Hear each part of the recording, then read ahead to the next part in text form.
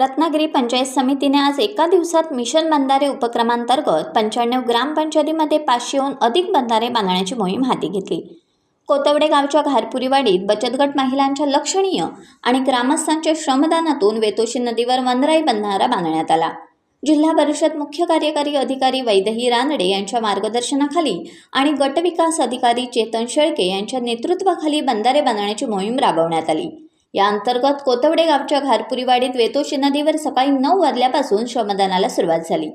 यात सरपंच संतोष बारगुडे, ग्रामपंचायत अधिकारी देविदास इंगळे, ग्रामपंचायत सदस्य ज्योती मयेकर, दिया कांबळे, अनुजा धावळे, कृषी अधिकारी VS कोडलकर, सुनील घारपुरे, बचत गटाच्या CRP समृद्धी सोनार, सुरभी शितप यांच्यासह बचत गटाच्या महिला, ग्रामपंचायत कर्मचारी आणि ग्रामस्थ सहभागी झाले होते।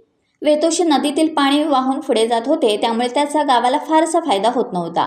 या मोहिमेअंतर्गत नदीवर वनराई बंधारा बांधल्याने त्याचा दृश्य परिणाम तात्काळ दिसून आला। बंधाऱ्याच्या अलीकडे जलसाठ्यात लगेचच झालेली वाढ दिसून आली। हा जलसाठा गावच्या फायद्यासाठी, विशेषतः शेतीसाठी, प्राणीमात्रांसाठी व अन्य कामांसाठी आता उपयोगात येणार आहे। टाइम्स डिजिटलला लाईक करा, शेअर करा, सबस्क्राईब करा आणि बेल आयकॉन दाबायला विसरू नका। Times digital.